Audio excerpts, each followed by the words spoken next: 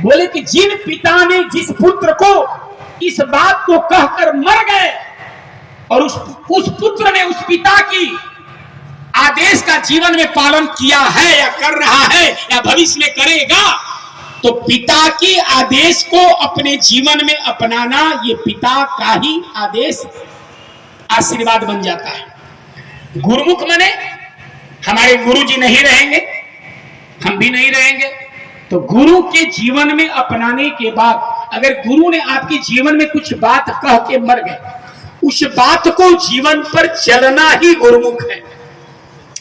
कुछ लोग कहते हैं कि ऐसा बाबा मंत्र दे ना कि जे में सब खाए के छूट होके, बताओ जरा, हमारे पास आ रहा है ऐसा कुछ मंत्रवा हमरा के वो चाहिए जो ना में खाए पिए को रोग मत होके।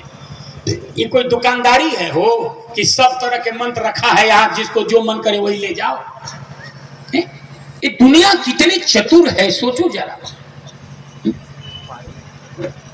इससे मेरे भाई बहन मैं निवेदन करूं कि आपकी एक शब्द भी अगर जीवन का, अगर बड़े महापुरुषों का कोई आदेश, कोई महापुरुषों का कोई वाक्य अगर जीवन में आपने ग्रहण कर लिया और ग्रहण के बाद अपने जीवन को न्यौछावर कर दो, तो आपके जीवन में कोई रोक नहीं सकता है उस परमात्मा तक पहुंचने में। उस वाक्य पर जीवन को निछावर। महात्मा गांधी ने कहा, क्या कहा महात्मा गांधी? अहिंसा परमो धर्म, जबकि महात्मा बुद्ध का वाक्य।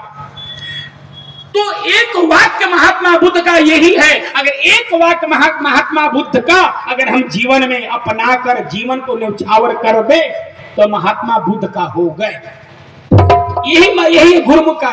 कबीर साहब का एक भी पंक्ति अगर जीवन में बैठा लो, उतार लो और उसी में जी लो तो हम कबीर के हो गए।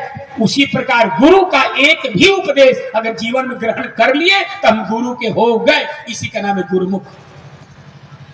केवल मंत्र लेना, केवल कान में शब्द सुना देना, ये कोई मंत्र नहीं।